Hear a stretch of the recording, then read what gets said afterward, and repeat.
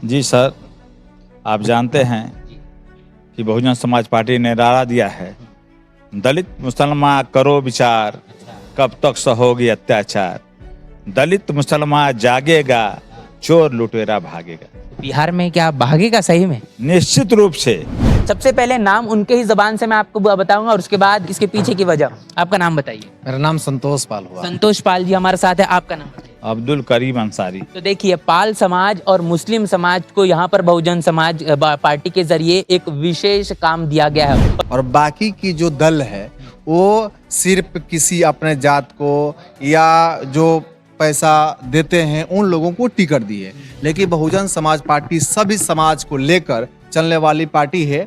और बिहार में पार्टी का विजन है कि जब बिहार में बहुजन समाज पार्टी की सरकार बनेगी, ईबीसी के यहाँ स्थिति ऐसा मतलब जो भी सरकार यहाँ बनाएगा अति पिछड़ा के वोट से ही सरकार बनाती है। और जब राजनीतिक हिस्सेदारी भागीदारी की बात आती है तो लोग अति पिछड़ा को इग्नोर करके देखते हैं। एक बात यहाँ पर जोड़ना चाहूंगा कि 30 से 35% जो है वो यहाँ पर अति पिछड़ा वोटर है, मतलब मोहनिया विधानसभा में वोटर है। सही कह रहे हैं? 30% आबादी बिहार के हर जगह है। नेशनल चौपाल की चुनावी यात्रा इस वक्त मोहनिया विधानसभा में है और मोहनिया विधानसभा में चुनावी प्रचार तमाम राजनीतिक पार्टियों का जोरों शोरों से है। ऐसे में बहुजन समाज पार्टी ने बिरहा सम्राट, जिनके गानों गीतों को लेकर पूरे बिहार में जिन्हें जाना पहचाना जाता है, ओम प्रकाश दीवाना, इन्हें चुनावी मैदान में उतारा है।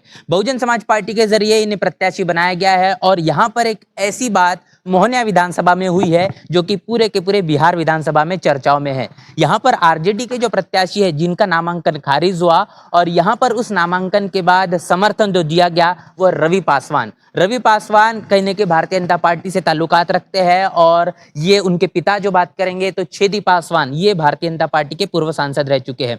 अब देखना होगा कि इस पूरे के पूरे विधानसभा को लेकर जो लड़ाई है वो किस मुताबिक है।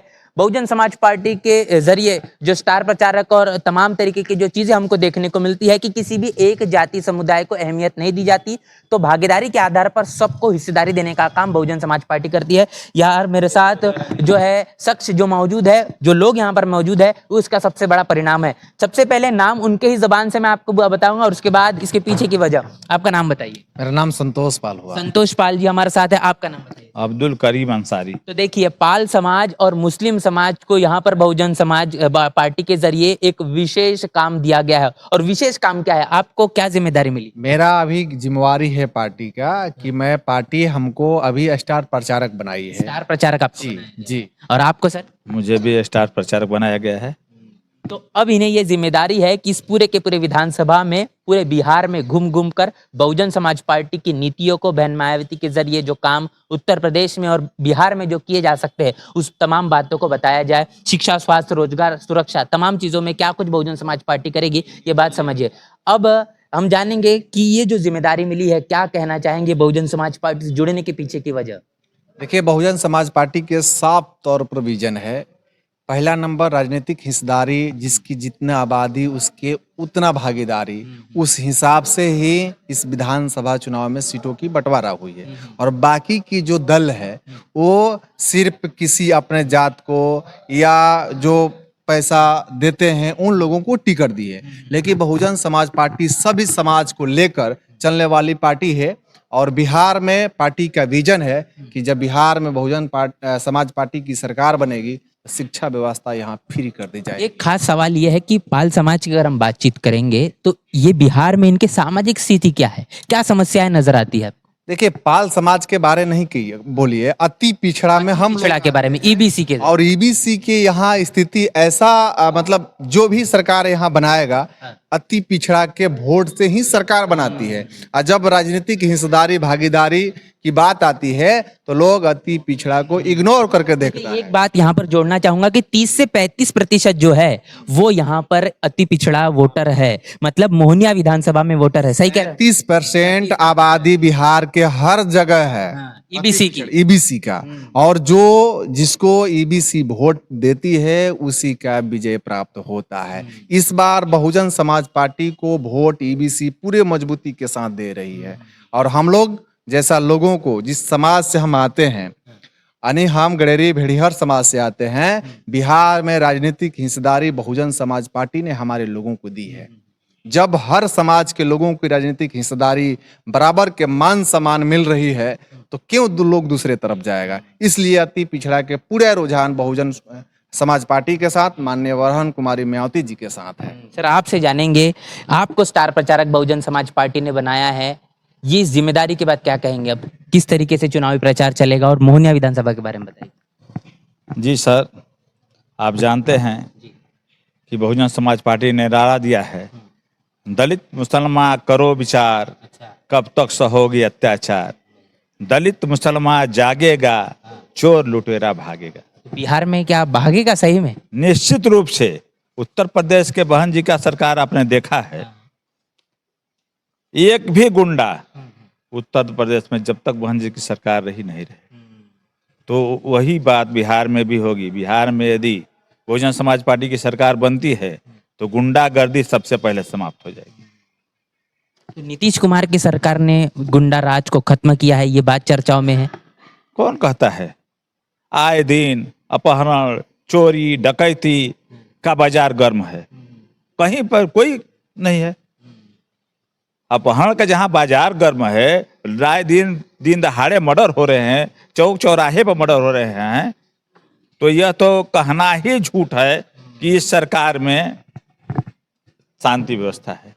तो फिर जब मुस्लिम समाज की जब बात आती है सामाजिक स्थिति की, हमने काफी सारे विधानसभाओं में खासतौर पर मुस्लिम जब बस्तियों में गए तो वहाँ बस्तियां मलिन हमको नजर आई, झोपड़ियां जो है वो भी कहने के पक्का मकान नहीं बन पाया है। तो ये जो स्थिति है ये क्यों अब तक इस तरीके की बनी हुई? देखिए सर, यहाँ पूर्व में एक बड़े भैया की सरकार थी, वह एम करती रही और मुस्लिम का वोट लेकर उनका शोषण करती रही। आप जानते हैं कि बिहार में 18% मुस्लिम आबादी है, अब बड़े भैया की आबादी 14% है। मुझे तो बार बार मैं गांव में जाता हूं, समझाता हूं, अब हमारे लोग समझ भी रहे हैं कि 14% वाला कहता है 18% वाले को कि तुम मुझे वोट दो, मैं तुम्हारी सुरक्षा करूंगा। 14% वाला कभी 18% की सुरक्षा कर सकता है? तो चूंकि मुस्लिम समाज में भी कुछ लोग सरकार के चाटुकार रहे हैं, कुछ समाज के लोग, मैं नाम नहीं लेना चाहूंगा उन समाज का, तो इसीलिए पसमानदा समाज ने कमर कस लिया है अब कि बहुजन समाज के साथ कंधा से कंधा मिलाएगा और बहुजन पसमानदा का ऐसा गठजोड़ तैयार है बिहार में होने जा रहा है कि आने वाले चुनाव में यह सरकार की चाबी बहुजन समाज पार्टी के हाथ में रहेगी। बिहार में ऐसी काफी सारी विधानसभाएं आपको देखने को मिलेगी जो दलित और मुस्लिम अगर गठजोड़ हो जाता है, जो राजनीतिक पार्टी इस गठजोड़ को बना लेती है उस सीट को आसानी से वो जीत जाती है। मोहनिया विधानसभा भी कहने की उसी मुताबिक देखी जा सकती है। यहाँ पर कितना पॉपुलेशन है सर मुस्लिम तबके का? जी सर, यहाँ करीब 35,000 मुस्लिम आबादी है और निर्णायक भूमिका है, और खासकर यहाँ आबादी जो है पसमानदा मुसलमानों की ही सबसे ज्यादा है। एक बात कही जाती है कि आरजेडी को वोट करने का काम मुस्लिम तबका करता है, लेकिन यहाँ पर जो नामांकन खारिज हो चुका है, रवि पासवान भारतीय जनता पार्टी से जिनके कहने की संबंध है उनको वो समर्थन मिल चुका है, तो अब मुस्लिम तबका क्या सोच रहा है, क्या विचार है उनके मन में अब? जी सर, मुस्लिम तबका एकदम समझ रहा है कि रवि पासवान जो हैं किस दल के हैं, इसलिए मुस्लिम समाज इस बार धोखा नहीं खाने जा रहा है। सियार वही है, रंग बदल कर चला है। ये बड़ी बात कह दी आपने। तो सियार वही है, रंग बदल कर चला है, और समाज इससे सावधान भी है, और समाज वोट देकर अपनी ताकत को दिखाएगी और रंगुआ सियार को पर्दाफाश कर देगी। तो ये हमने समझी है कि क्या रणनीति है और क्या मुस्लिम तबके के समाज के मन मस्तिष्क में चल रहा है और क्या कुछ होगा। हम अनुमान इस बात का लगा रहे हैं कि आखिर जीत का आंकड़ा क्या होगा, कितनी सीटों पर दावेदारी होगी, किस तरीके से चुनाव लड़ा जा रहा है। तो हम अगर स्टार प्रचारक के तौर पर आपके मन मस्तिष्क के अगर बारे में जानने समझने की कोशिश करेंगे, 243 विधानसभा सीटें, कितनी सीटों पर फाइट बहुजन समाज पार्टी? देखिए, ऐसे कहेंगे तो हम तो कह देंगे कि हर जगह है जी। लेकिन पब्लिक ओपिनियन से ही सारी चीजें हकीकत पता चल पाती है। हम लोग फेंकू नहीं है कि हम लोग 243 पर लड़ रहे हैं तो 225 आ जाएगा, ठीक है। जो रिजल्ट आएगा उस समय हम लोग बताएंगे। कथनी और करनी में हम लोगों का अंतर नहीं होता है। हम लोग बाबा साहब अम्बेडकर के सिद्धांत पर चलने वाले लोग हैं। जितना बोलते हैं उतना ही करते हैं, बोलने में कम, करने में ज़्यादा हम लोग विश्वास करते हैं। इसलिए आपको अगर इस चीज़ को पता करना है तो पब्लिक ओपिनियन लीजिए, किसका ग्राफ कहाँ तक है। हमारे दर्शक बखूबी जानते हैं कि नेशनल चौपाल कितने दिनों से इस बिहार में है और लगातार लोगों से बातचीत कर रहा है। सर, आपसे एक वही सवाल है कि अगर बात करेंगे जीत के आंकड़े की, तो कितना आवश्यक हो जाता है इस विधानसभा चुनाव में बहुजन समाज पार्टी के लिए कैमूर और कैमूर का आसपास का जो क्षेत्र, क्योंकि उत्तर प्रदेश से सटा हुआ उसका प्रभाव है, तो यहाँ पर जीत दर्ज करना? सर, हमने जो अभी तक देखा है घूमकर, तो लगता है कि 25 से 30 सीट पर हम लोग बखूबी आमने सामने लड़ रहे हैं। सीधी टक्कर सीधी टक्कर है। तो उसमें से अधिकांश सीट हम जीतने की स्थिति में हैं और जीत कर भी लाएंगे। चलिए, तो ये चीजें हमने समझी है।